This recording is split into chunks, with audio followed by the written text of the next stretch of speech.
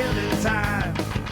This week, the Time Pals go pixel hunting and suffer many completely avoidable, frustrating, and nonsensical deaths, while revisiting the best, worst, and weirdest point-and-click adventure games. An almost lost genre that's been killed and revived more times than Monkey's Island Ghost Pirate LeChuck. I'm Mike _. Joined with me, as always, is John Powell.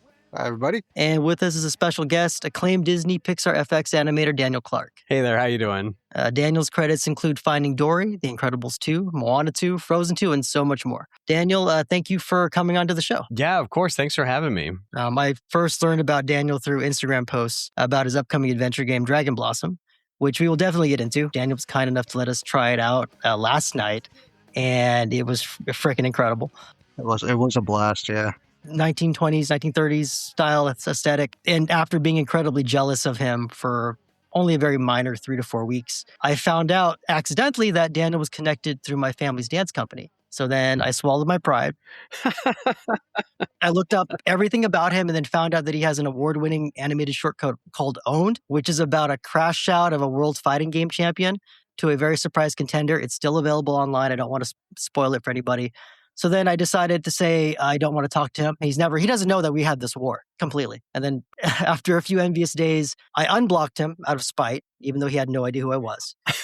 And I decided to reach out and ask him very politely if he'd like to come on the show. We wanted to talk about the game, talk a little bit about his animation history. Basically, let's just start it off. So Daniel, tell us a little bit how you got started in animation and kind of what made you want to start making video games of your own. Sure, yeah. Animation was a thing that I could never get away from. I tried a few times. I started as a kid. I always drew like a little kitschy story about me. I remember we went to Disney World when I was a kid, and it was like a thing, all looked forward to into Disney World.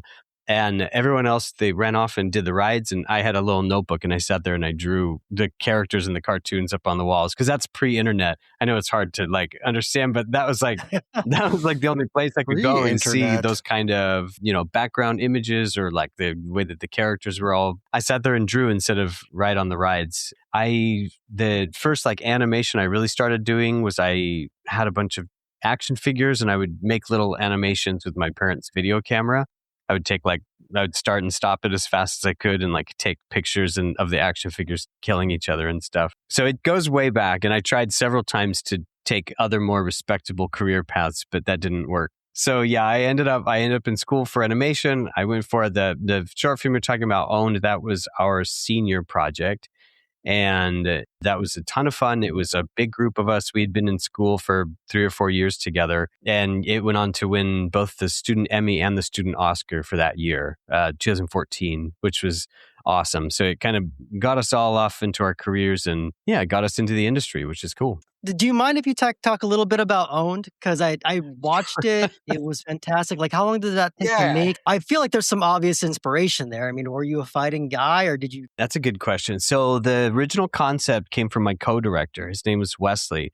He came up with this idea of this guy playing video games. So to kind of level set, it's this incel gamer plays some kind of Mortal Kombat version of a game. And he's this huge champion, award-winning video gamer. And one day he gets on and the opponent on the other end is a baby who's taken her brother's controller and she's button mashing and she clobbers him in the fight. And so it was an idea that the co-director, my friend Wesley, had, and he made it into this, hilarious little storyboard version. So I came on originally as the producer. The first couple months, I've been in film production for a long time. I had been at that point. And so I came on as the producer of the project. And then a couple months in, he had to go take care of some other stuff. And so I ended up taking over as the director for the last probably 10 months of the project. Yeah, so the idea originally came from him. When I came into my hands, there was a lot of streamlining. There was other subplots and stuff originally. So it was chopping it down and trying to understand how can we tell this story punchy? How can we make it the best we can? And with our limited resources, because we were just college students, we didn't really know what we were doing. It doesn't like it has aged. Right? The graphics don't hold up at all. And I beg to differ. Actually, I was. like okay. it's very clean. That's I mean, nice for of you you. guys, I'm sure you're looking at it like the way we look at old like middle school yearbook pictures.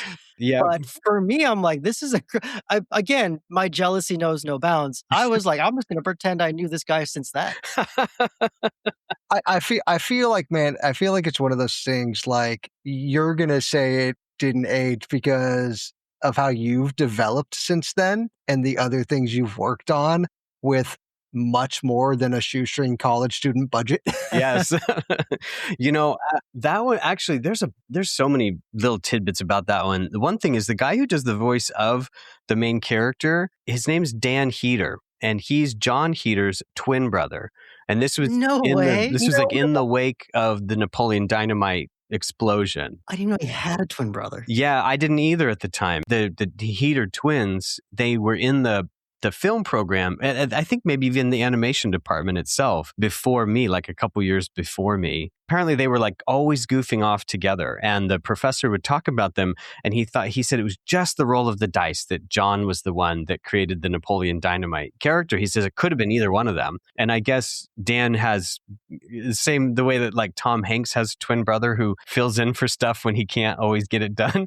Did you know this? Like Tom Hanks's twin brother does the voice of Woody in like video games and action figures and all kinds of stuff like this. No way. I guess they had a little something of dynamic like that. So the professor called Dan up and said, "Hey, will you do the voice?" And he did it. And I don't even think we paid him, to be honest. I think he did it for free, which is great. Speaking of the Heater twins, so I can't think of his name right now, of course, but the dude that played Pedro in Napoleon Dynamite also has a twin brother, and Dan Heater and Pedro's twin brother will go out and pretend to be John and Heater I and did Pedro not know that. and mess with people.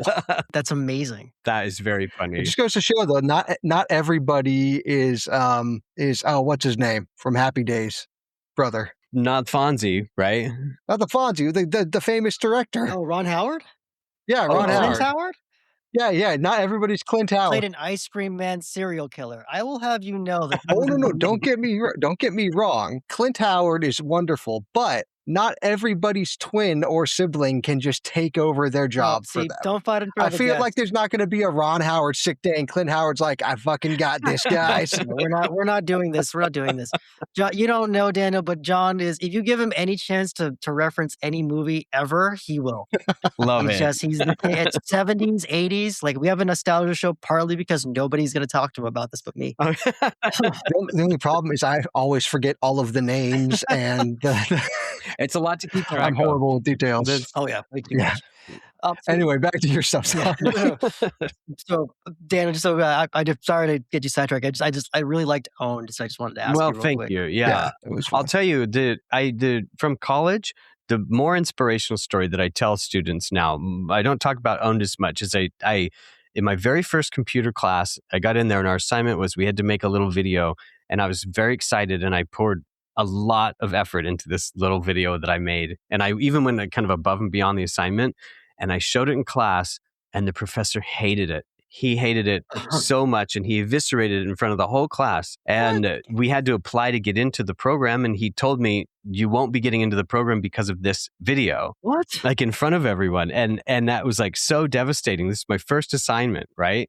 And I put it up online, and it went viral. This was back in early 2010s, and I started making money off of it. It went so viral that YouTube was paying me, and it paid my rent for the rest of college. I ended up making like $15,000 off of this homework assignment. Nice.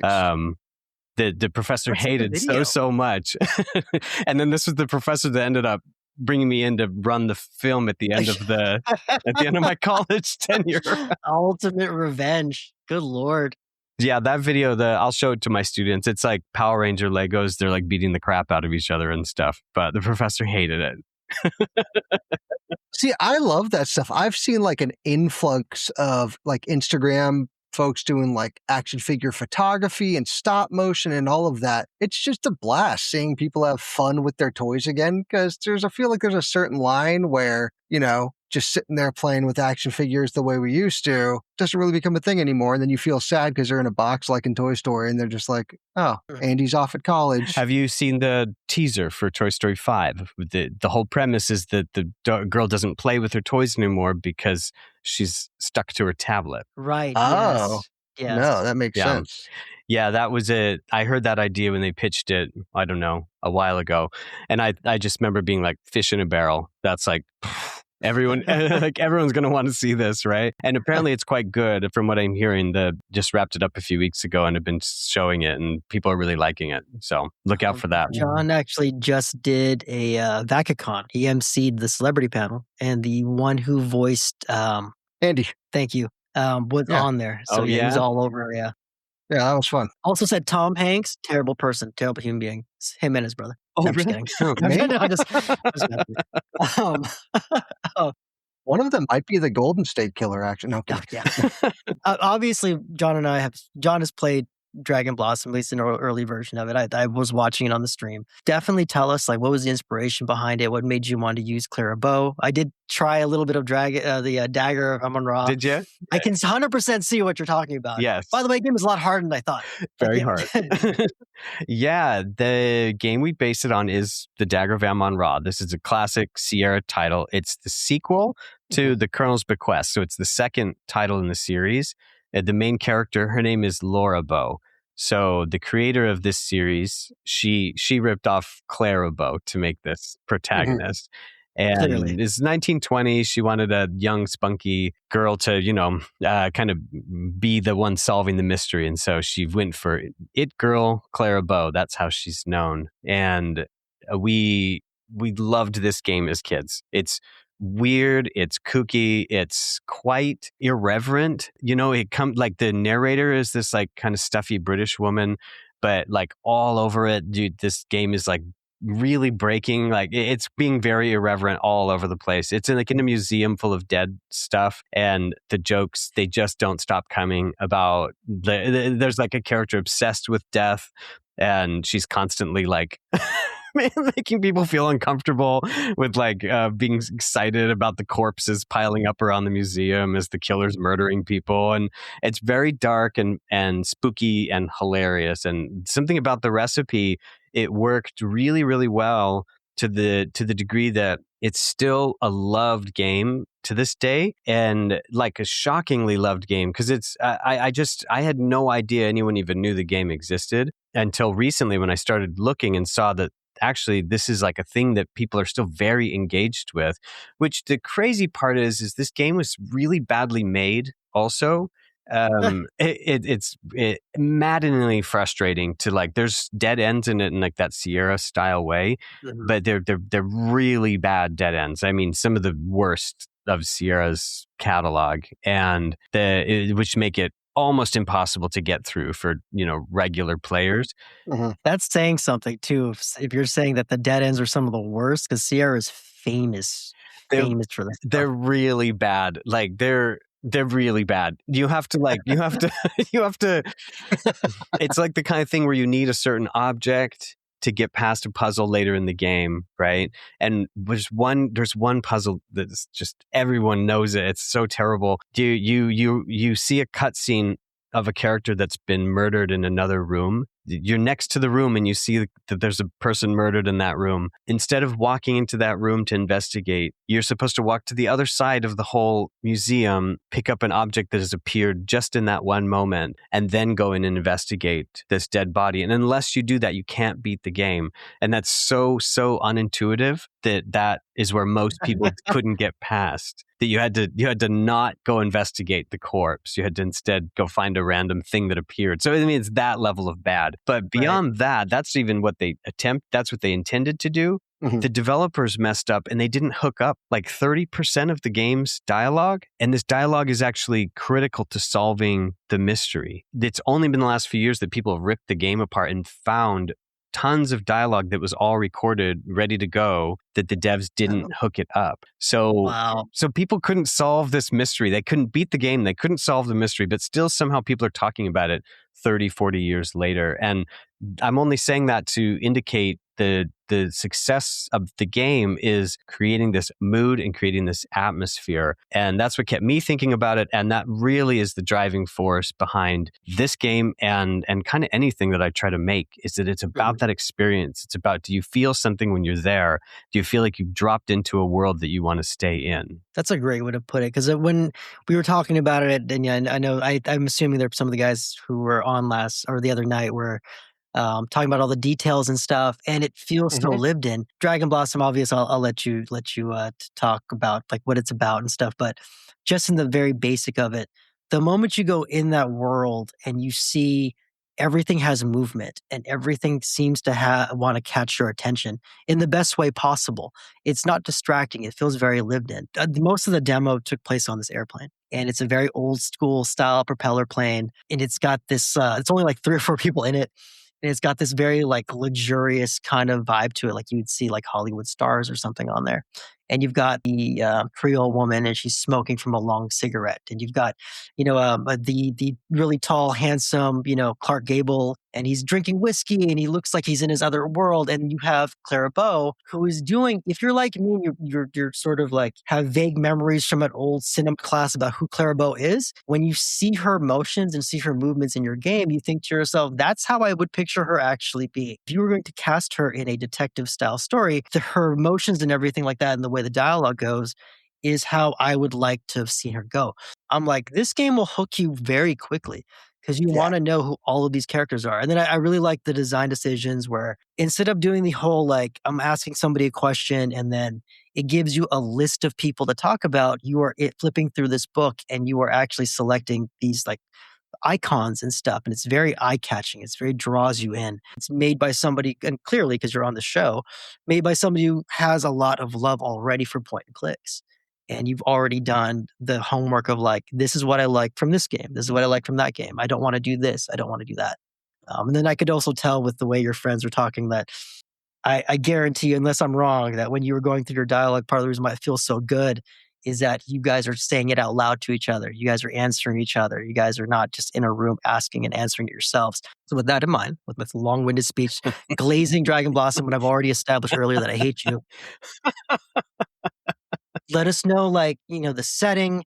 Obviously, Clara Bow, you don't have to give everything away, but, definitely tell our audience, what makes it unique, what makes it special. Yeah, of course. So yeah, the premise is that you are a beat reporter. Your real name is Birdie Malone. You've gone undercover as Clara Bow. You're on your way to a party at Stonecliff Manor, this Hollywood mansion. You're there trying to discover who the hidden mafia agent is among the guests and try to stop them from stealing the Dragon Blossom. The FBI has recruited you.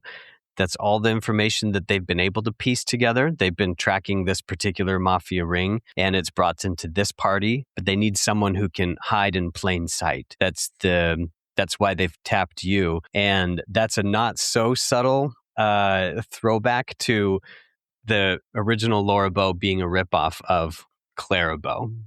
So say we need someone who looks like her, so we're going to put you in her place, basically. So kind of fun and shticky. I'm glad that you caught on to the character of Clara, because when I started the project, I really actually didn't know that much about. I didn't know her actually, right? I knew her from film class and things like that, but I didn't know her as a person and a performer. So the first pass I did of animations and of dialogue, they were way more like Laura Bow from the original series, and they were and it was totally wrong once I kind of stopped and did my homework a little bit better, because I was just kind of running quickly at the beginning. And seeing this, like, she really defined what a Hollywood star was. She was the one to kind of break and do that. Before her, you had like Mary Pickford, who was very sweet. She was girl next door, Hollywood sweetheart. And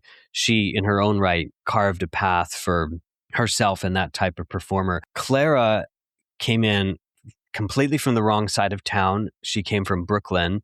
Her biographers, they say she's got one of the most tragic childhood stories that they've read in terms of Hollywood biographies and stuff. It's like, I mean, reading the horrific things she went through as a kid, it's like, I don't know why she would ever smile again, right? Let alone make an entire country smile. So she came on screen and she pops, and she's just, you can't look away from her. She's hilarious and carefree and liberated. I mean, she really defines that flapper personality. And it just felt like there was so many things clicking in for me when I don't know, spending time understanding her a little bit better. So I went in and redid all of it. I gave her the animations. I freed it up a lot more. Her dialogue, I gave her a lot more bite, because we're not actually her, but you're trying to pretend that you are her. You're Birdie acting like Clara. And that really made stuff come alive. And the very first pass I had done, you're going to this Hollywood party. There's a secret project that's being unveiled. Like I mentioned, you're going to Stonecliff Manor. It's a ripoff of Hearst Castle in California. Nice. Also, Yes. people know as Xanadu from Citizen Kane. And so Xavier Stone, he's the mogul. He's the Hollywood producing mogul. He's got a new project he's unveiling, and all of his films have been flopping up to this point, and this is coming right out of the Depression as well. So he's in a low spot financially. He's investing in this big new movie. You find out it's a Chinese folktale that's being told. It's a real folktale called Madam Whitesnake. It's about this woman she's a goddess, a demon goddess, that she is a snake, and she's able to turn into a woman. And the story's really interesting and compelling, and I'm weaving it into the story in different ways. But it's essentially all about living, kind of living in a lie, have your life based on a deception, and how that kind of unfolds. And so we're coming into this world as a fake, as an imposter, and specifically how those train cars are gonna buckle up by the end of the night. See, I really enjoyed. Like, I mean, you set the you gave me a heads up, as it were. It's a very early demo. I think you and probably one or two of the folks that were in the comments the other night. This is a side project for most of you all, so it's something that's kind of coming together as you can. But looking at this type of setting, along with just kind of the recent influx of a lot of these whodunit movies, the Glass Onion. Knives Out and Glass Onion, all of that stuff recently. Like, I'm hoping this is kind of almost more foreshadowing that we're going to see a lot more of this stuff. If we see a lot more of the point and click style game, I hope we see a lot more of this kind of early Hollywood, and even up into like the 1950s and 60s settings in games. Just it's one of my favorites, and I mean that probably was colored just from like listening to those Dick Tracy audio novels with my grandpa back when I was a kid. Yes, definitely. Yes. Like, so there's always like that bit of nostalgia back here that I'm just like, oh, I'm thinking about my grandpa now. It's great. Oh, somebody else died. But it's such a fun setting, and you can do it so seriously or just so absolutely like whimsically, and have it still be just as good as each other. I like that you keep the humor. The game, your game knows that if you're gonna have this setting, you can't take itself too seriously. Yeah. So, but we were joking. I missed the whole part where John already did this shit. But there was a whole thing where I'm like, hey, combine the plane with the ground. And he's like, I did that already. So he did it again. Of course, he just took it right into a mountain. I'm like, I'm glad that's there. I'm 100% glad that's there. I'm glad that you can do things. Yeah, I'm telling you, there's more mistakes you could have made also. Oh, believe me, There's 20 points of death that he didn't get to.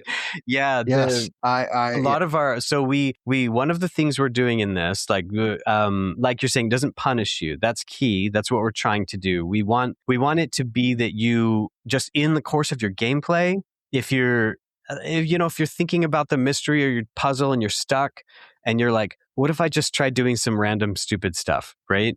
And we don't want to punish you for that. We want you to do that. And so we have a lot of little things in there that are a result of play testers just kind of throwing things at the wall. So like, to give you a freebie or two, the trying to get, so one of the key puzzles, you have to get the steward to move out of the way of the minibar. Yeah. And people have tried all kinds of different things to do that. And we have that you can die. So the death state, that actually you die and you come back to where you were. The other option we have in there is we're calling it a fail state. And that's like the getting drunk option. Oh, yes. That you can do something that is a bad choice for a detective to choose to do, but it doesn't kill you. So instead, what it does is there was a little message that will come up that says, you've passed out. Do you want to try again, or do you want to continue with the story? And if you had continued after the drunk state, you would have gotten to the end of that scene. So these fail states, they just pop you to the end of the scene because you've done something that kind of invalidated what you're trying to do. So there, some of the things people have tried that you can now do in there, people set the trash can on fire to try to get the steward to move. And so if you set a fire on an airplane, he makes you stay in your seat the rest of the flight and he doesn't let you move. Okay. You can flood the bathroom. People did that also. And because it's such a mess, the steward makes everyone stay in their seats until you get to where you need to be. So there's things like this, that the wrong things, it'll pop you to the end of whatever scene you're in. It's not punishing you, but it will, if you're stuck, you can move on to the next part of the story. Same idea with the whole, if you click to take a nap in your chair, you're basically napping through the story. Okay. Yeah, that's because everybody starts screaming at John, "Don't you dare fall asleep!" And I'm like, well, then John fucking fall asleep. But John didn't do it, so I'm like, all right, well, whatever. The issue with that it's just missing the prompt. There should be a prompt that comes up that says taking a nap will advance the story. Do you want to do that? And then he could choose to do it. Right now, it's the click takes you right through. That's there every scene. So yeah, that's scene 1 of the game on the plane. There's 10 scenes altogether. So if you were to do the bare minimum action, you should be able to get to the end of the game within 20 minutes, 30 minutes, something like that. So someone who's just blowing through it, they can get all the way to the end and see a whole story. They won't understand what happened. I was going to say, who wants to blow through an adventure game? There was I want to say LucasArts used to have an instant win button in a lot of their games. I can't remember what it was, but you hit like Control W or something, and the game would just end. You know what I mean? It would just go to the credits. But obviously to punish you for wanting to skip all their stuff, because a lot of hard work went into it. Yeah. But at the same time, like, these are the kind of games that you don't skip through. John and I have referenced a lot of classic point and click games during our podcast. And we've never actually spent an episode discussing point and clicks as itself. We've always just referenced, a Monkey's Island thing or a King's Quest thing. Recently, with our other co-host, he was referencing this German opera-inspired fever dream called Ring. And it just reminds me that as time goes on, this, even though it's supposed to be a dead genre, quote unquote, people keep bringing it back. So you have games like Heavy Rain and stuff like that where it continues on. Like, I don't know if you've ever played it, but the Telltale game series, they were doing a lot of stuff. Now, mind you, once you saw the strings, you're like, oh, okay, my choices don't matter. And all that stuff. But you're still there for the storyline. Yeah. Like that whole Walking Dead with Clementine was an amazing character for me. In my opinion, it's right. It's the right time for a Dragon Blossom. You know what I mean? It's the right time for this kind of stuff because people are willing to go back. I don't know if you've played it, but one of the best adventure games I've played in years is Disco Elysium. Yes. It's nuts. And in and of itself, at its core, it's just a point and click without the cursor. That's all it is. But they put so much imagination and so much insanity into this game that at least for me, I'm like, oh, this is the evolution of it. I'm glad you say that. I do think of point and click as a feast genre, right? And that's different than movies and different, especially from TV. So, with movies, we'll work on a project. I mean, the longest I've been on movies 2 years, right? And like for animators, we'll put all the work we made for 2 years and it sometimes is a minute, right? Of our contribution, maybe 2, right? It's very like, oh man. And like we put so much into it and then you sit down and you watch it like, and you just have to cross your fingers that someone like doesn't go to the bathroom in the 30 seconds that you did the thing, right? They're not there for a feast, right? They're there to kind of watch it and then move on with their lives. Point and click is very different, that you're sitting down, you're clicking on every single thing, you're looking at everything. While you guys were playing the game, you were noticing things like the clouds moving in the background. You were noticing the tiny things. I way overdue, right? I mean, I should have said this from the very beginning. The game is a project between me and my two brothers. There's three of us working on it together. Oh, I didn't know that. Yeah, Okay. I should have started with this. That's no, you're the star. I don't need them. They're both dead to me. Yeah, I'm totally rectifying this and turning it right now left turn into this. I'm animator with Disney and Pixar. The second brother, he's a UX designer and he's worked with the Department of Defense. And then the third brother, he's a software engineer that came up through Amazon. So the three of us together is like a perfect trio to make a game. Yeah. So I handle the art, the second brother handles the gameplay, and the third brother handles the code. Little trio there. And we grew up playing these games, loving these games, right? Being in these worlds. And it started as a joke, like all these things do, right? And we were like, oh, wouldn't it be funny if we made one of these? And then it like got a little more real. And this is not the first project we have started doing, like a first point and click. This is the one we're on now.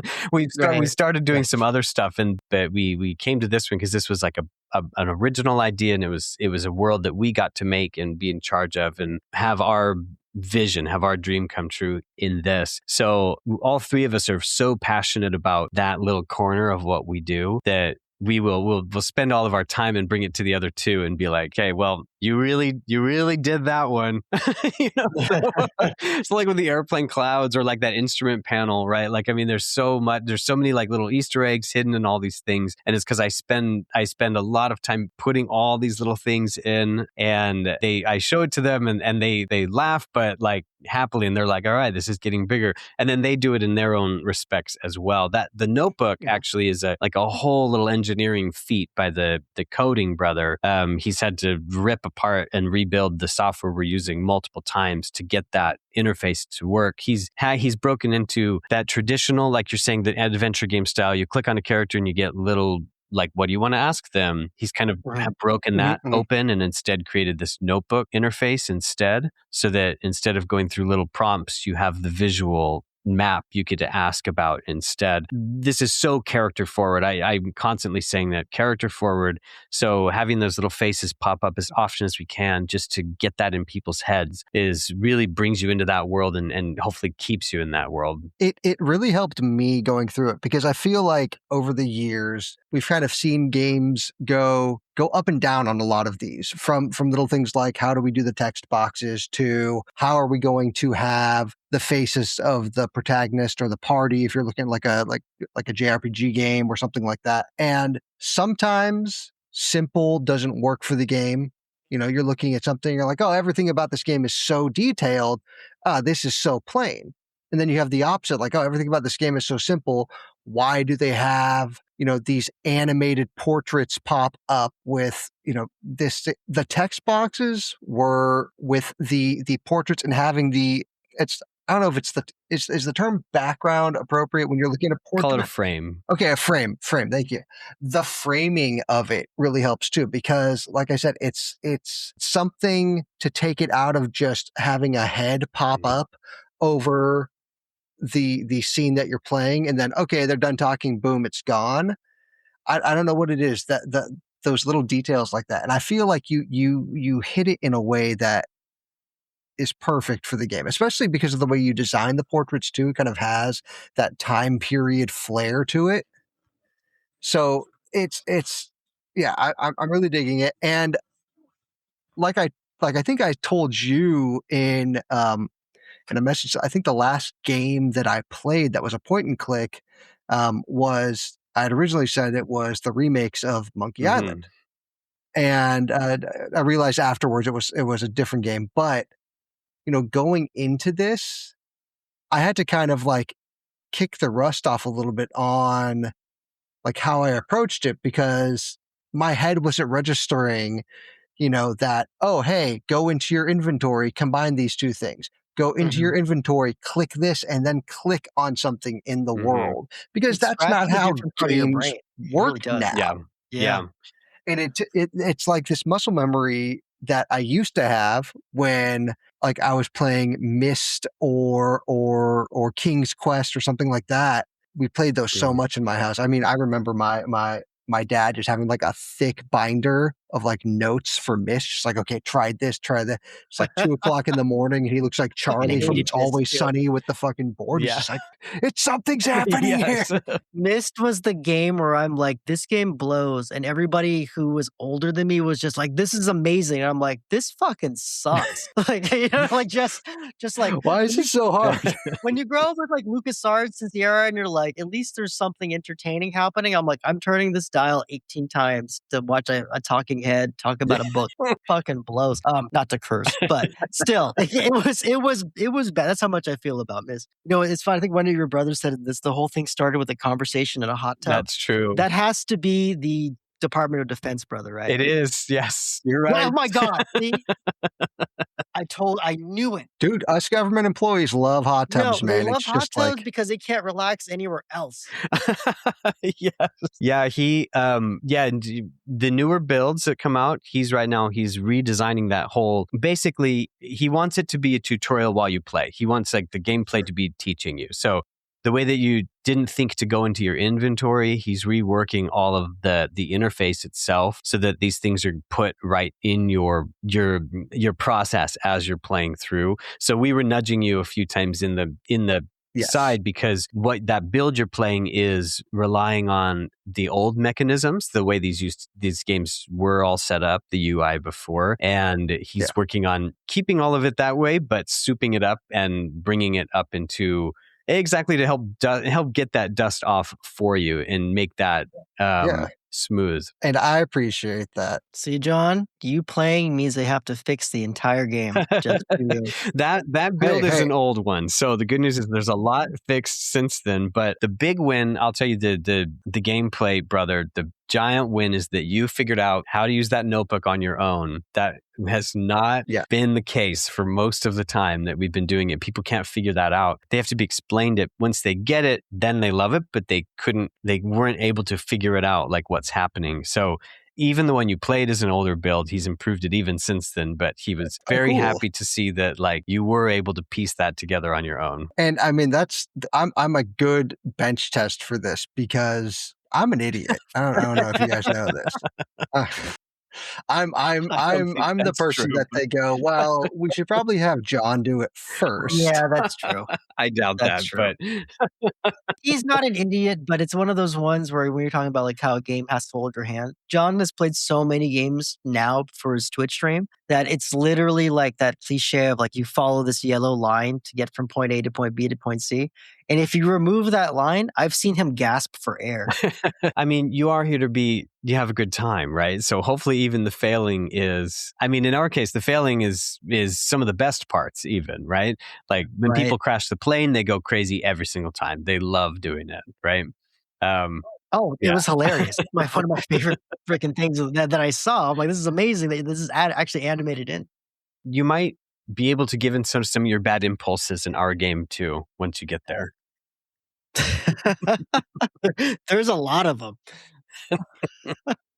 Is the counter up in the corner just for like demo and playtest builds and things like that? Or is it going to be there as something to kind of prod people on like, hey, you've done XYZ, you've moved the story along, but look, there's 20 points worth of thing that you still could have done? It'll be that, yes. You'll have a counter. So the total score of the game will be 1,000 points. And so if you get a perfect game, the rewards for the game, like I was mentioning, when you get to the end of a whodunit movie and the detective tells you, he's like, Sherlock Holmes is like, well, let's consider each thing individually, right? Yeah. And that's the dessert of a whodunit.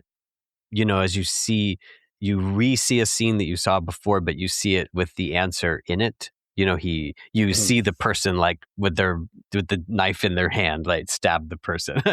So like the more points you get, the more of the mysteries you unlock throughout the game. At the end of the game, the ending cinematic, you'll unlock mini cinematics that play what happened as you're explaining to the detectives what you've learned about the night. So if you get a perfect 1,000, you get to see the entire reveal of the whole mystery. The way actually it's being built, if you do play through, and let's say you get to the end of the game and your score is 200 out of 1,000, like an abysmal score, right? Yeah. You actually then are able to teleport back to any scene you want. You can go back and restart any scene with the points you have already, and you can go play for more completion in that scene for those points. Okay. Nice. That's very cool. The coding brother cool. is upset that I demand that vision, but he's figuring out how that's going to work. The coding brother is now officially my second favorite brother. You just need him for a lot longer than the government agent brother. But I know the government agent brother's listening right now, so I'm going to need you more than everybody else could say. I am so envious of that relationship. My sister and I don't even hug. That's incredible. I have to ask this just because I'm sure someone's going to ask me why didn't you ask any Pixar questions. So very quickly, any particular, like, not fond memories, but like your favorite projects when you're working on a movie or something like that. And then can you tell us anything about, I know you posted on your site, but anything you can tell us about the newest film? Very little I can tell you about the new film, of course, right? Past films I can tell you more about. Yeah, in terms of the past films, my favorite project I've worked on, it was a movie with Disney called Wish. It was their 100-year anniversary movie. We released it and everyone in the world universally loved it. That's a joke. I know, yeah. I was like, I feel like there's the skip button on the Disney playlist in the car gets used more often. Yeah. To be fair, let's blame that on Chris Pine, though. Okay. To be fair, we can blame that on Chris Pine. He's doing well enough. Heart was in the right place. You got to. If you wanted to know where the magic mirror came from, it answered that question. The problem is I never did, but still, it looked great. It looked great. You know what I mean? It did.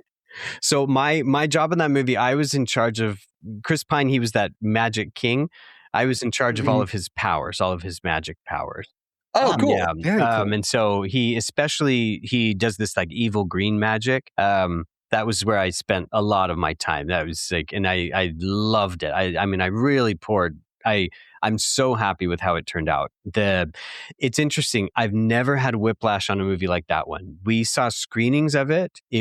The screenings were loved. Like, we see it internally. Everyone loved it. They do it with test audiences. They screen it with test audiences.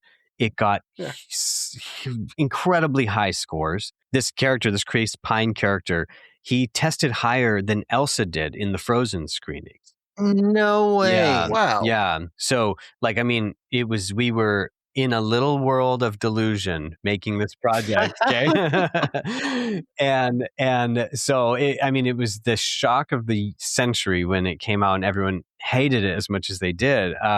And it's interesting because I can look back on it now and I can see now with hindsight flaws that I was missing at the time or whatever. I'm not in any room that I'm not in like the ship steering room, right? So I was very much just consumed with my little corner of the world, but it was such an amazing opportunity because it was supposed to be this tribute to Disney animation. So they opened up the archives for me because I was in charge of the villain, the magic. They opened up the archives and let me dig through all of this old original art. They told me I could see whatever I wanted, so I pulled stuff out from Snow White, from the Evil Queen. Awesome. The favorite one that they pulled out for me. Do you remember in the Hunchback of Notre Dame, the evil priest has this little vision of Esmeralda in the fire? Yeah, it's classic. Yeah, they pulled those out, those original pencil drawings, and let me flip through the Esmeralda in the fire dancing. Anyways, cool. So just awesome experiences like this. Every day was a dream working on it. And so that's my favorite project I worked on, to answer your question there. And in terms of the new movie, this one, it's called Hexed. It's about a mother and a daughter who are witches. They're That was in the poster. I'm always like very careful that I'm like, have I seen this? Yeah, Have I don't say seen anything this? to get you in trouble.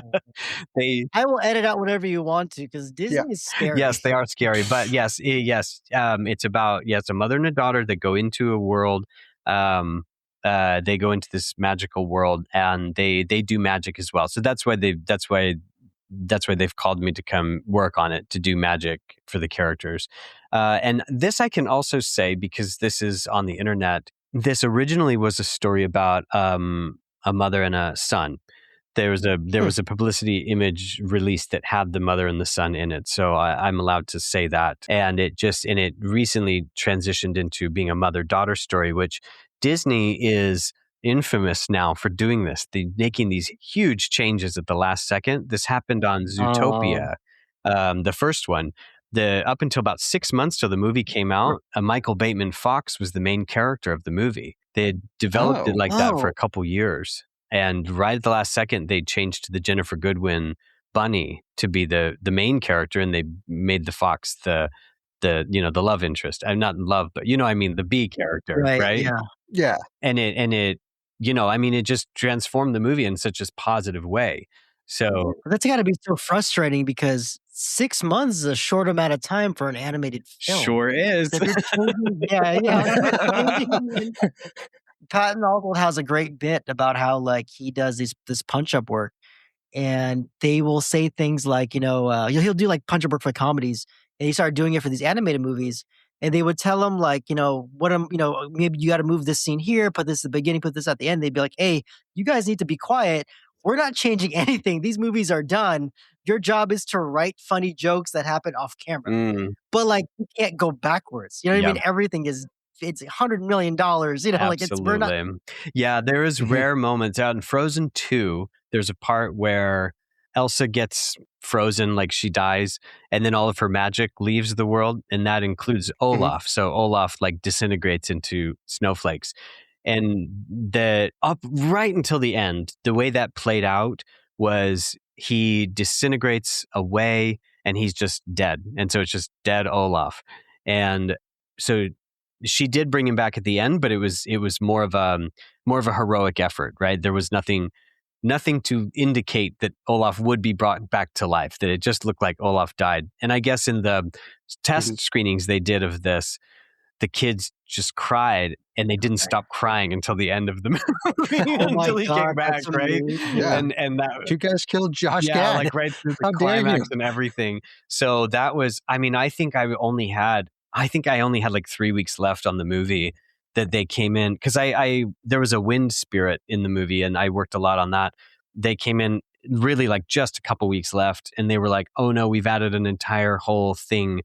Now the wind spirit collects all the snowflakes all the Olaf bits that have flown into the air. The wind spirit gathers them all, saves them, and they called it a funeral and everything. It was just very last second that we had to put that all in, and that kind of thing is very disruptive, right? And I was like, hope we get this in.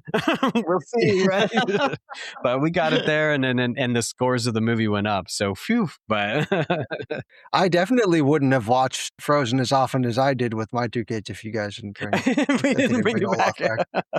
I would be like, no, this movie's dead to us children. Let's go watch The Princess Bride. I was surprised when I saw Frozen 2 the first time. It was hardcore. I mean, it was hardcore. It was not pulling punches. I think that they've talked about a lot of this, and I'm saying things that I've heard said, elsewhere. But like originally, it was Anna and Elsa's grandpa was still alive, and he was the villain of the story. And at one point he became he started going after Elsa. He didn't believe in he thought magic was bad, and he was targeting Elsa for termination, basically. It was very intense. So it softened before it came out. Oh yeah, no kidding. This isn't a 50s or 60s Disney film. We can't just go around killing people. Especially like a grandparent chasing their grandchild. Yeah. I mean, it was something, but yeah. So what was the first, obviously we're talking about all of our favorite point and click stuff. So what was the first adventure point and click that really hooked you guys? I mean, I know you talk about Dagger, but for me, like the earliest adventure games I played on my brother's Apple II, and there was this spy game that's nothing but snake graphics. And you started, ironically, on a crashing plane. You had to get out, and the sound chips on that computer was made up of the pain screams of the damned. So like every single time you typed any word, it would do this harsh thing at you, and it would scare the hell out of me at like 6 years old. And it didn't you and unlike like the trial and learning and stuff, that's how I learned to play that game, because I was terrified of making a mistake because the game would scream at you. Mm. And then I've said in previous episodes, but I mostly owned Apple Macs for most of my youth. And if you know anything about Macs back in like the 90s, we didn't get shit. So like the only games we got were things like Oregon Trail and Number Munchers and Super Number Munchers. You know, just like the most Billy crap Graham's thing. Bible Blasters. Oh, dude, we didn't even get that. Mavis Bacon told us to kiss her double space ass. We didn't even get a single thing. But what I did get eventually was LucasArts Loom. Mhm. And if you remember Loom, it's this fantasy game where more or less you're in this world of magic and tech, and it's all separated by these guilds. And one of the most powerful guilds is these guys called the Weavers. They use music based spells.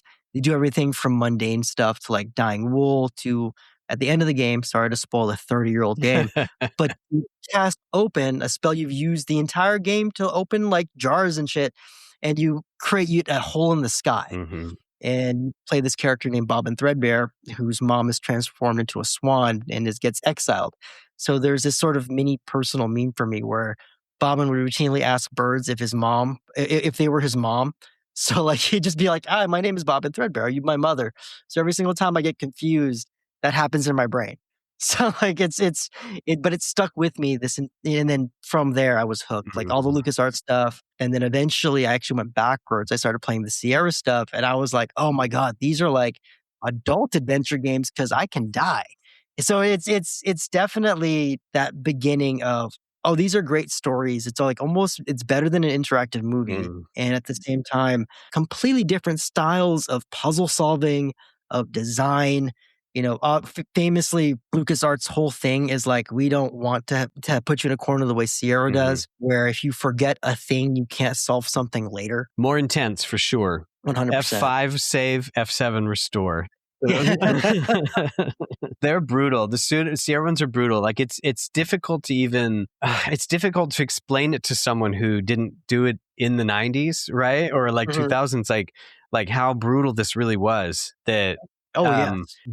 What got me, what instilled the love for the games in it for me, no question, was the fact that we did it with our dad. And I think that there's something so unique about these games, that like a bonding opportunity, that it's just not the same with a movie or a TV show, because it requires so much of the player.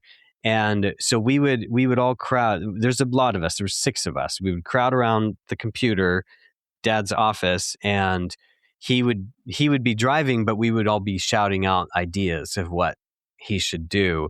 And it wasn't until later that I found out that he would read the hint book ahead of time so that he could kind of like help us get through. That's genius. I mean, it was like, because they were so brutal, right? I Really, would have gone to the freaking grave not telling you guys that.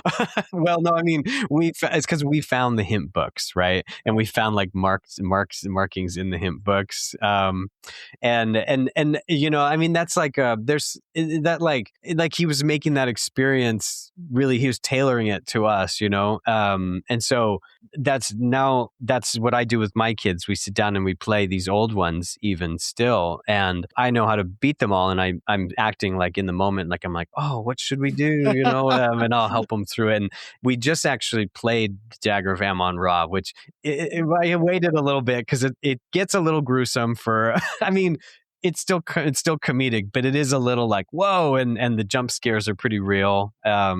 It's fun and spooky, and they loved it. I was afraid that they were going to get too freaked out by it, because it scared me as a kid. Me and my brothers, we were actually scared by adventure games as children, to the point where we still tease each other about it to this day. The parts that scared each other, and So, but it was the King's Quest games, no question about it. The ones we played with my dad. I remember playing King's Quest 4 with him. That was with Rosella. That usually people, they love that one. That's a huge fan favorite. Mhm. That was the last text parser of the King's Quest. Then it moved into the point and clicks. And so that was 5 and 6 and 7. We played all those together. And then we did go back in time as kids. We went and played 2 and 3. We actually never had number 1. I didn't play number 1 until they started releasing them all on CD-ROM. And that was the first time I've ever played that one. But anyways, it was the King's Quest, no question about it. And it was that like, because we got to talk and interact with each other. And, in a movie, you're told to be quiet. Whereas in this environment, you're encouraged to talk and participate. And I just don't know if there's tons of experiences like that. They're story-based and rich, and a world that you get to go in and make believe, but you get to do it together. The closest I know of is there was a minute there where people were making games that were just 2 players, and they would push it as like, you should play this with your wife. Like It Takes Two and No Way Out. And I will tell you right now, those games will cause divorces because you will just argue all day. And eventually, I'm just like, fuck it. I'm just going to play this game by myself. And it needs another person. So, like, I'll just grab one of my kids. Like, you can read, right? Cool. Let me beat this game because I need to finish this. Yeah, I didn't try it until 5 because I came out for the Nintendo. Yeah, and that's when I'm like, oh, this is really fucking hard. This made you feel like you were playing an adult. 5 is brutal. 5 is really brutal. There's like the puzzles, they're all brutal, but 5 especially, like it because it's just not designed super well is the problem. Like you can get yourself, they call it dead man walking.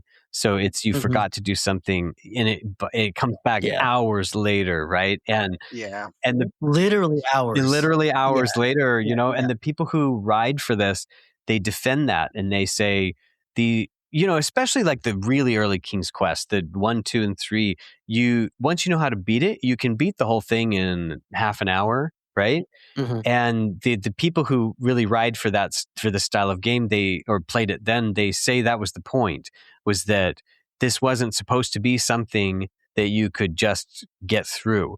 The way it lasted for months was that you tried it one little piece at a time, right? It was a very intricate puzzle. So they said that they didn't mind that you would die and have to start over and you do the same actions again, or try like deviations along the way. And I don't, that's not really how my brain thinks. That doesn't sound like a fun time to me. That sounds me and you wildly are the same. aggravating. That sounds like a lie. That sounds like a total lie. This is back in the time period when you bought 1 or 2 games a year and you had to justify. You know what I mean? Yeah. Like, I mean, they came on floppies. Do you remember? I guess do you remember? Yeah, like it would be, you'd get to a part and it'd say, now insert disc 4, and you'd pull out 3 and put 4 in. Can you imagine the mental freak out you'd have if something you had to do in disc 2 you didn't know and you got to disc 5? Exactly. Like several hours later? Like I would lose my mind. That was 7 for me in that damned prickly pear. Oh yeah.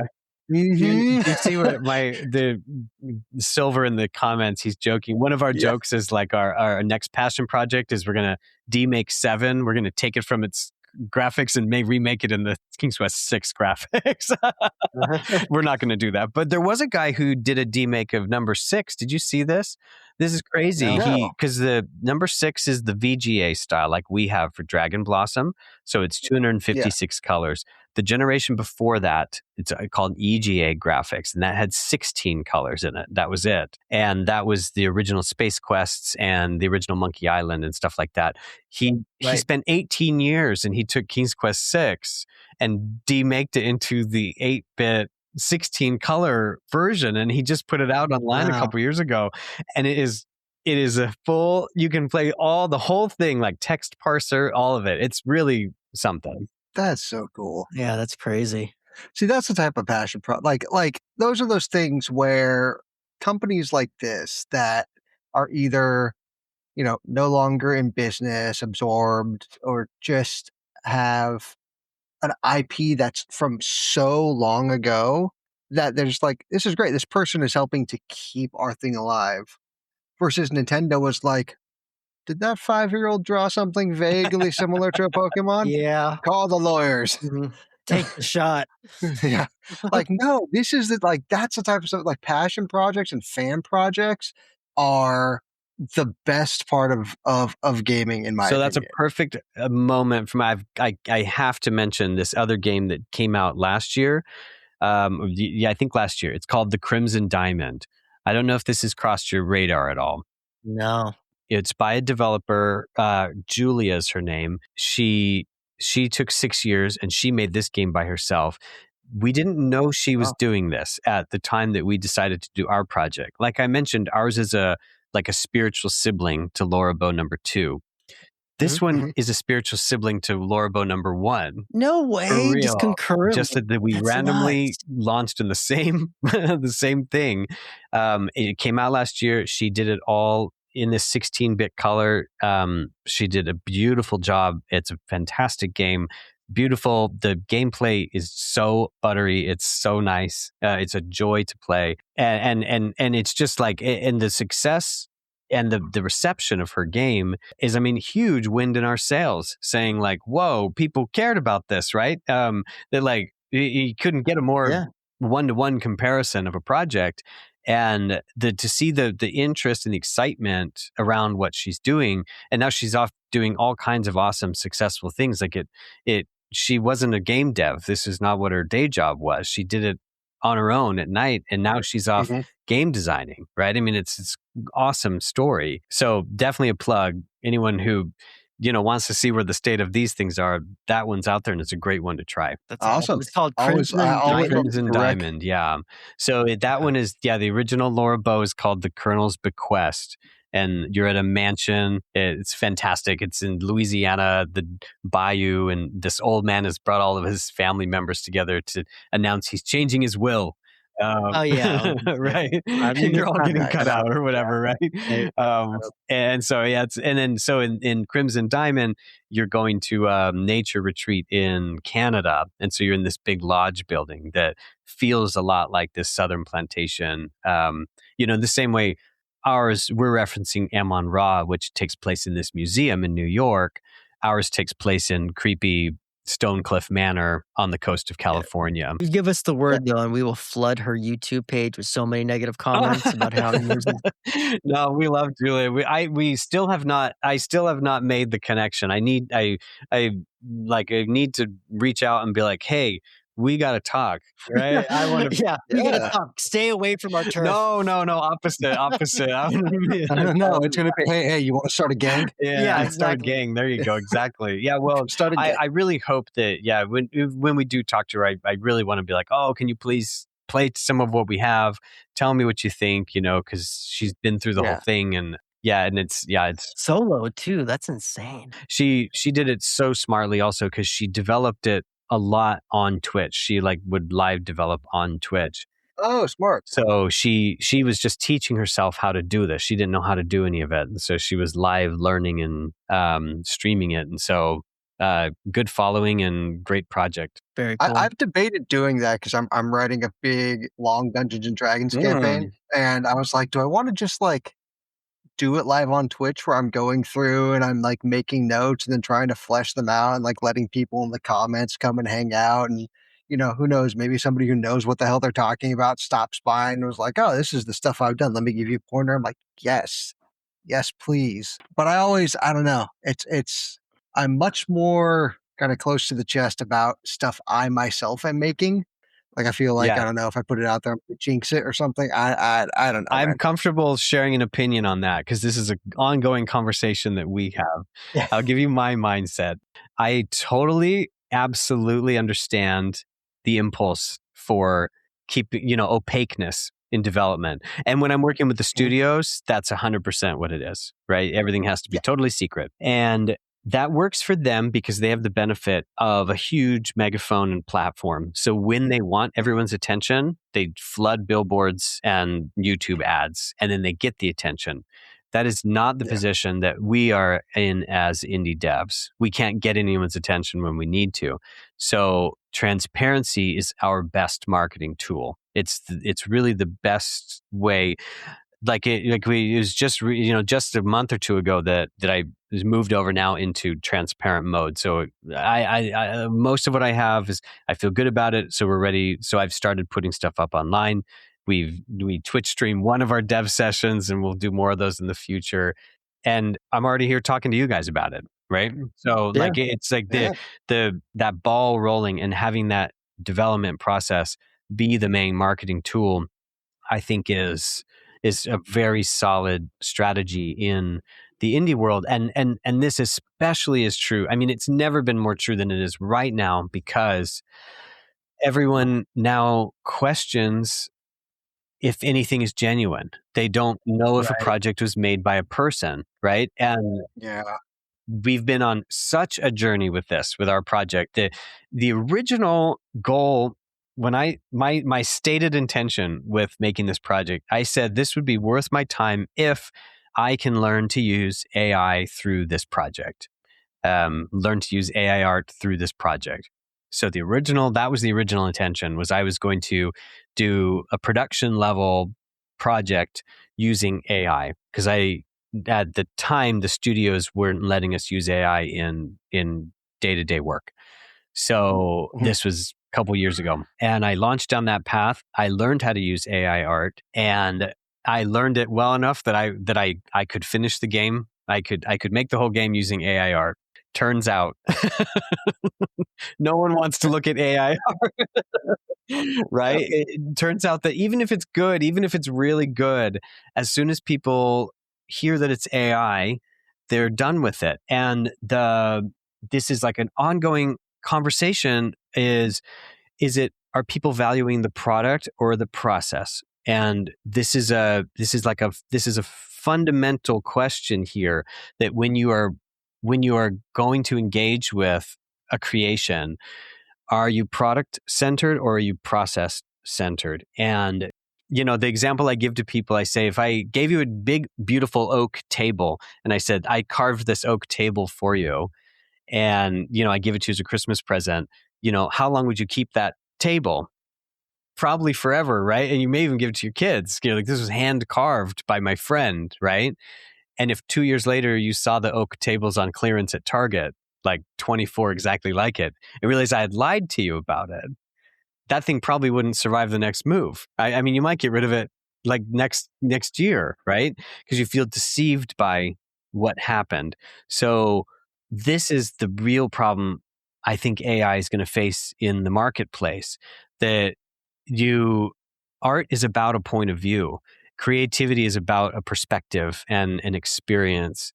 And if you're being given that, but it turns out it was a fraud, like it didn't come from within you, I think you reject it no matter how good it is. So a full 180. I'm not using any AI anymore, art in the game. Now I'm doing it all traditionally. It's all painting. Like, I'm sitting here painting this stuff with paintbrushes on canvas. And then I'm time-lapsing that, putting that up on the internet, on Instagram, on YouTube, for people to see the process, this transparent process. Mm-hmm. Have that be both marketing and also, putting goodwill out there, saying like, we hear you don't want something mass produced. You don't want something regurgitated. You want something created by a human. Here's a human creating something for you to enjoy. We've kind of experienced that too a little bit. Where in the beginning we were like, well, we don't have any money, right? So AI was a thing. We didn't know it was this thing that took up a bunch of resources and like took up a bunch of water resources and all this electricity, and they're building these giant centers. We didn't know any of that stuff. It was just, hey, computer does a thing. It already does a thing. Why don't we just do it? So I have very limited Photoshop skills, and I'm like, you know what? We'll make a thing here. We'll add in, I'll use Photoshop and I'll type in my own text and blah blah blah blah. And as time has gone on, you see the pendulum swing. Suddenly, I'm like, oh dear God, I can't do this anymore. So we originally had music that was half and half. We had music that was done by DJs that we were paying for, and then we had a little AI theme song. The moment I'm like, we need to get rid of this fucking theme song, because it now makes it disingenuous for what we do if we're starting off with AI. That I have a friend who was in metal bands for many years, and I'm like, can you make this a real song? He's like, yeah. So he made it, and it's fantastic. It sounds like something, we're a nostalgic podcast. It sounds like something that's a mix of like you would hear it like on Saved by the Bell or I've heard something, it. I like from love the it. 90s. Yeah. And I'm like, this is so much better. I wish we knew this in the beginning. If not, I would just would have run with the AI song forever. And I'm like, I like this better. It's organic. You hear the instruments, you hear everything.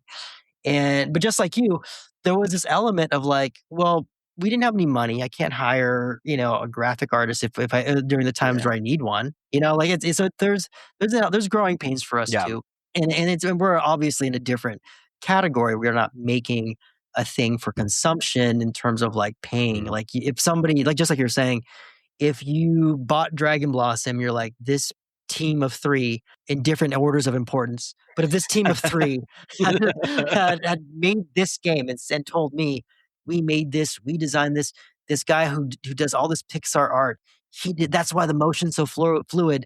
And then you find out later, oh no, Daniel took some of this and this is all AI. I would feel betrayed, straight up. I would feel like, oh well, shit. Why are we even? Like, what's all that Pixar stuff about? Like, why were we hyping all that? The turning point for me, I went down to Hertz Castle to do some research.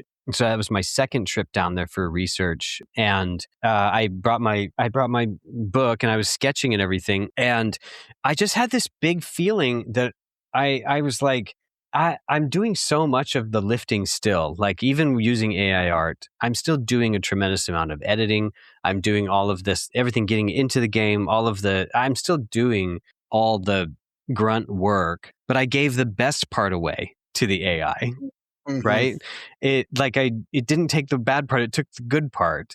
And I'm sitting here at the beautiful Hertz Castle, like taking photos that I'm going to give to the AI to make.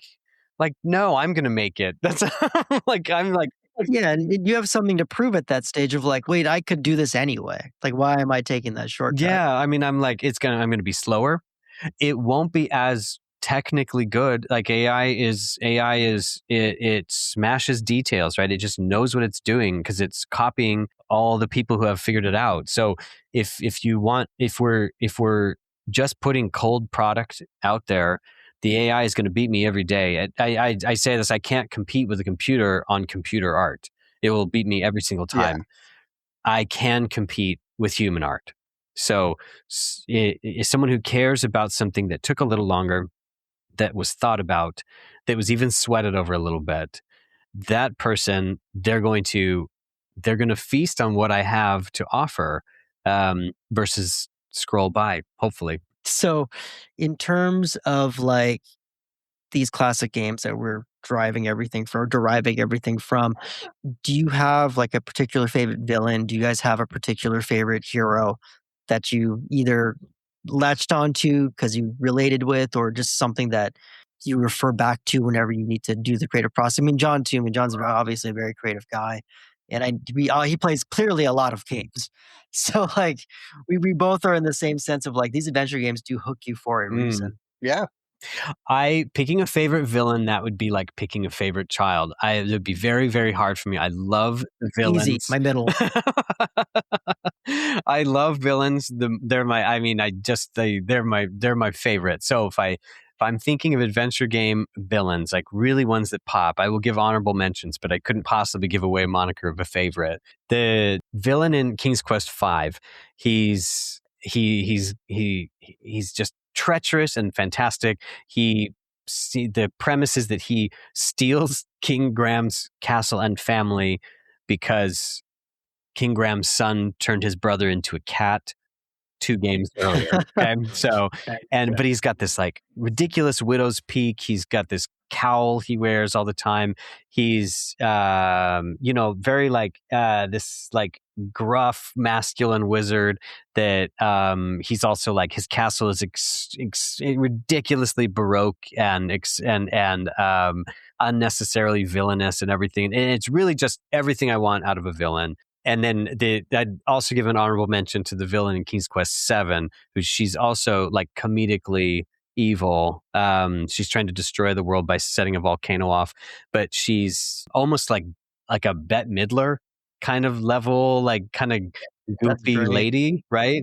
Who's just hell bent on destroying the world. So these are 2 that pop in King's Quest for me. And the fun thing about a whodunit is you want every character to at some point be suspicious of being the villain. So Right. I get to do this with all the characters in the game. I get to give all of them flaws, and I get to make them all deceptive, and I get to get to make all of them desperate and making bad choices because they are desperate. And then if I'm doing it right, they all behave in a way that makes us laugh, right? Because they're acting. Villains make us laugh because they're saying the things out loud that we won't say, right? Villains are meant to be the the audience's like intrusive thoughts, basically. I don't know, man. You've never been in traffic on 880 with me before.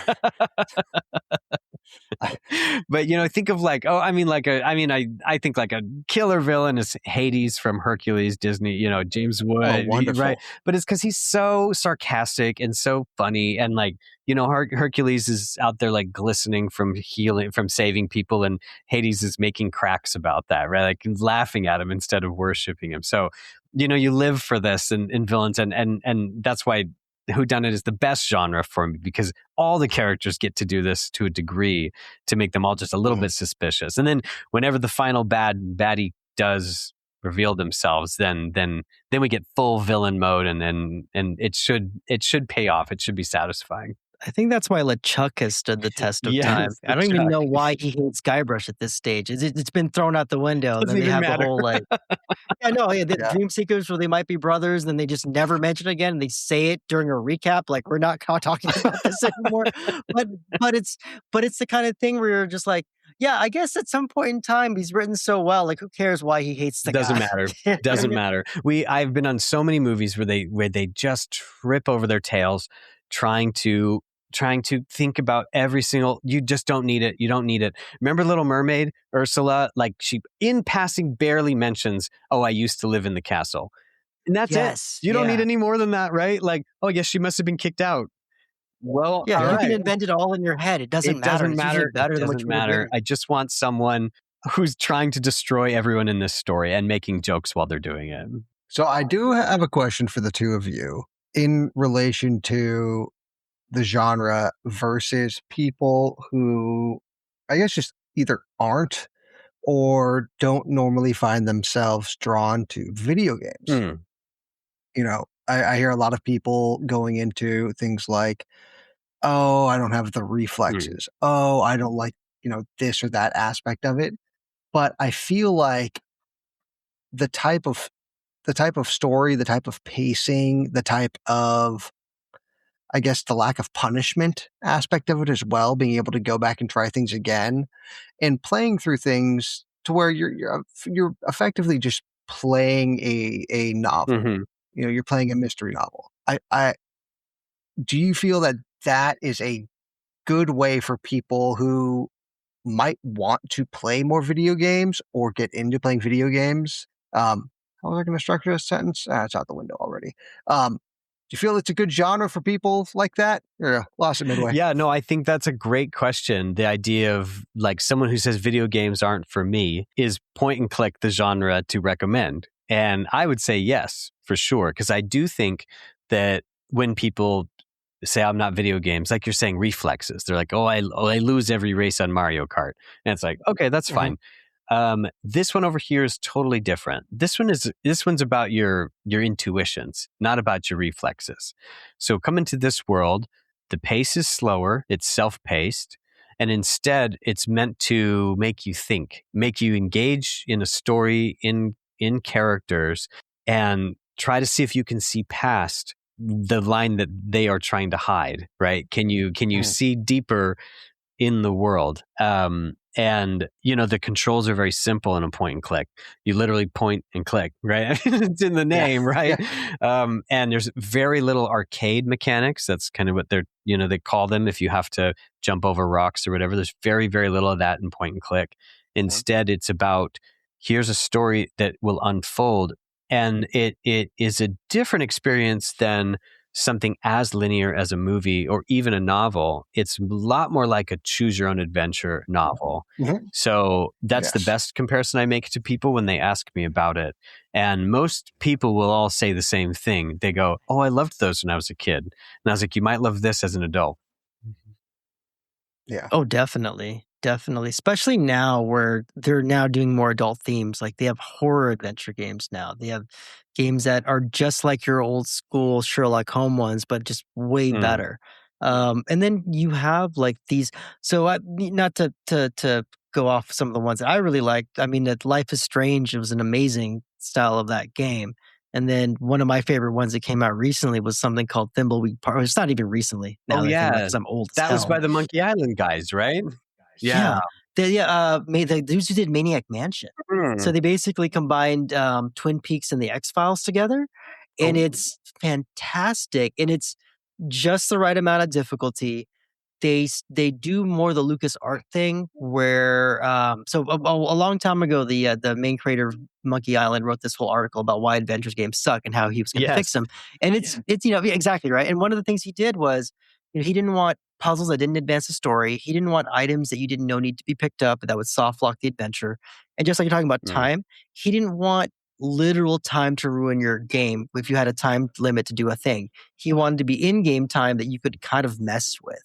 So there's this like so now that they've kind of worked out the kinks almost too much sometimes some of the Telltale stuff kind of overdoes it, but at the same time, if you now that you're starting from this base where the trial and error have happened for decades now, you can now get it. You get these guys who say they don't like games but they want to try them.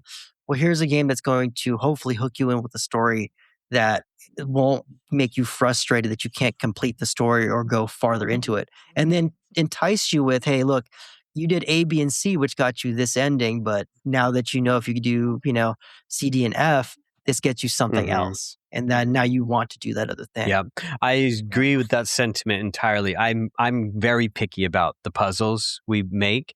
I'm always like we're not the errand boy. Like that's not this game. We're not just doing someone's to-do list. Every puzzle needs to be something that is like it's occurring to the POV character. It's occurring to Clara in the moment that here's a thing I can do to further my goals in this world, right?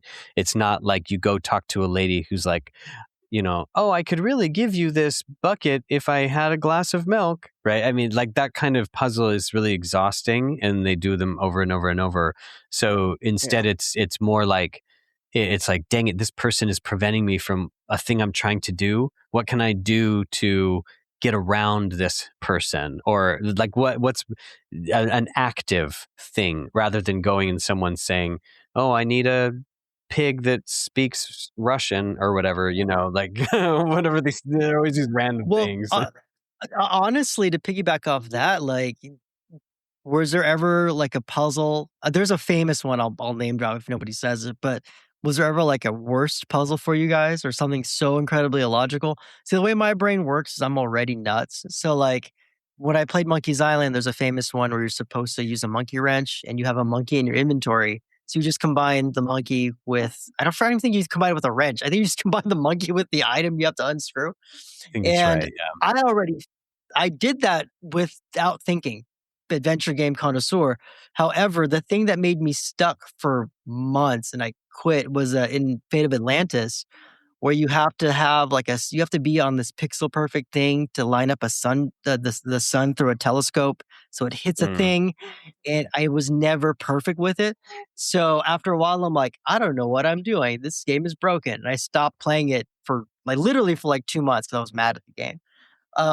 But it just kind of shows you, like, for me, some of the worst puzzles involve almost too much logic.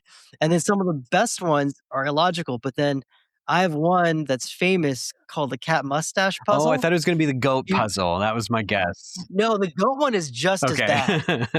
Oh my god! But your own experience, like, you guys have one where you're like, this, I can't believe somebody actually wrote this on paper. Mine would be King's Quest V. This first one that springs to mind. You in your inventory, you have 2 food items one of the food items can have 2 bites taken out of it. So that ends up being 3. That's 3 bites of food that can be eaten. You have to feed yourself.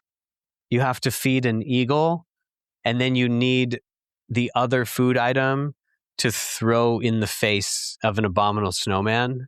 And it has to be that right order. Oh, tale as old as And time. it's very unintuitive because you wouldn't know there's 2 bites out of the other food. So you have to throw a pie in the face of the abominable snowman. If you use the pie to feed yourself or the eagle, it doesn't. You can't beat the game. Or there's actually an M on Raw. There's a horrible one. Also, you have a bottle of snake oil. This is terrible. You read the bottle and it tells you it's measured in quarters. Right. So if a full bottle, you have 4 out of 4 quarters of the bottle full. You use the bottle to fight a cobra. You use it on a cobra, and you throw it on the cobra once, and the cobra slithers to a new spot. You throw it on the cobra a second time, so now it's at half a bottle. It slithers to a new spot. You throw it on a third time, slithers to a new spot. If you throw it on it the 4th time, you've made the game unwinnable. Oh, but you have to do all 3. You have to throw it at it 3 times, and then you use a snake lasso to put it in its cage. But if you do that 4th throw, you can't beat the game. And it's so crazy that you're supposed to just randomly guess, I'm only supposed to throw it 3 times, not 4 times, right? So these kind of horrible puzzles like that, bad. For me, I remember, and I don't remember the exact way I got there, but it throws back to that comment I mentioned earlier, which was that prickly pear in King's Quest 7. So in order to get past this giant Gila monster, you need to give it a prickly pear. If I'm remembering correctly, you jump through, I think it's like a portal or something that lands you in this cave, and the Gila monster is at the exit of the cave. If you try and just walk out of the cave, Gila monster eats you. If you don't get the prickly pear before you jump through the portal to go to the cave, you can't go back through the portal. And then you're stuck in that cave, and you have to start back from wherever your last save was. Start over. Because I think they at least implemented saves at that point. I don't think it was multi-slot. I think it was just you had the one save. Yeah. So if you didn't save for 4 hours, guess what? How long were you stuck before you realized it? Oh, I think my dad and I gave up after like probably 20, 30 minutes or so, just like seeing if we could do this, trying other items in our inventory and all of that stuff. And then eventually we just gave up, went back to the save, probably lost, I don't know, hour or 2, but still it's just like, well, crap, how do we know that, there's this portal that's accessible to us? Great. How do we know we're supposed to go do this entire other chain of events before we jump through the portal? So I will tell you though, in terms of like best puzzles, Space Quest has some of the best puzzles I think ever. Did you ever play Space Quest, either of you? Very little of it. Space Quest was a blind spot for me. Oh, fellas, do yourselves a favor. Like it's the comedic foil to King's Quest. So King's Quest takes itself very seriously, and Space Quest is a farce. The premise is that you are a janitor on a spaceship. It's a joke of, it's a farce on Star Wars, Star Trek, all of them together. So basically, you start off, you're like on the Princess Leia's Tantive 4, and you're taken over by a ship. You're the janitor of the ship. Nice. So you play the whole game as like, and you're even a bad janitor, and so you're like this kind of inept character that you play the whole series through. But the puzzles, like at the meta level, are so funny. Like in Space Quest 4, the 4th one in the series, it kicks off. You time travel on accident. You end up accidentally kind of being pushed through a time travel portal, and you end up in Space Quest 12. And then you end up like finding the time machines, and you jump around space quests that haven't been made yet. And like you at one point you end up in Space Quest 10, and you end up at a mall. And then you're at the mall of Space Quest 10, and you go to the Radio Shack, and there's a clearance bin in the Radio Shack, and in the clearance bin is a hint book for Space Quest 4, which gives you the code you need to go back in time and to unlock the thing, I mean, That's these just diabolical. That's meta fantastic. jokes are so funny, and because when it clicks, it's just so satisfying. So do yourselves a favor. Space Quest is amazing. We could talk obviously for Yeah. a long time about adventure games because we have, but I don't want to take up any more of your time. I definitely appreciate you coming on to talk about the new game, to talk about your work at Pixar, to kind of share some memories of obviously some of our favorite moments. There's so much more we can talk about for sure. Before I let you go, I do want to give you a chance to let us know roughly when the game is coming out. Tell us about, I know you guys did some Twitch stuff. Just kind of to pimp yourself a little bit. Yes. Well, the game, it's because it's a side project. It's always a moving target, right? When it's going to be done. So at the moment, the moniker we always use is we say follow the passion.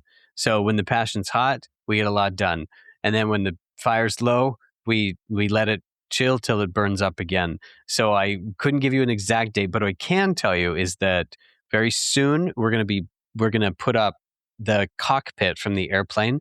We're going to put it up online so that people can go in and click around the one room and play with the instrument panel and stuff like that. That's cool. And that'll just be web based on itch. Oh, cool. And we're going to put that out at the same time that our Steam wish list opens up.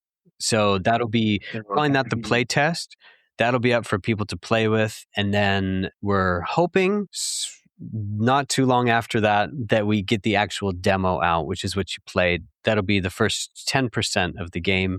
And then that'll come out on Steam and like a good, Steam demo. At that point, then it's all about the wish listing, and the more momentum we have behind the game, the more that proves that this is worth our time that we spend on it, and makes it easier for us to dedicate the resources we need to getting it done. And the Instagram, you can find us at Dragon Blossom Game. That's for all the game related stuff. I have my Instagram at Daniel Clark Art. You can keep up with me in either one of those places. Game stuff will be all through the game page, and art stuff is through the art one. And the Steam wish list is the big one. We'll let you know for sure. We'll have that up, and we'll be posting that everywhere. For anyone listening, the Steam wish list really is the thing that you can do the very most to help an indie game dev. Just hitting wish list on Steam. It's the same as like an Amazon wish list. You're not committing to anything. You're just putting it in your, I want to get it someday. The reason that's so helpful is because it shows the algorithm that there's a bunch of attention around this. There's interest and attention around this particular project. So for an indie game, it's even more helpful than engaging with like social media or joining a mailing list. Joining this wish list is really key, because then it signals to us and it signals to other publishers and stuff that this is a game that people want to play. So that's my little plug to say, when we have that up, wish list it, and anyone else making a game, wish list their games once they have that page up on Steam. Very cool. We're definitely excited for it for sure. Daniel, have a good night. From the rest of the Time Palace, this is Mike _. We'll see you next time. Thank you so much. Good to see you both. Bye.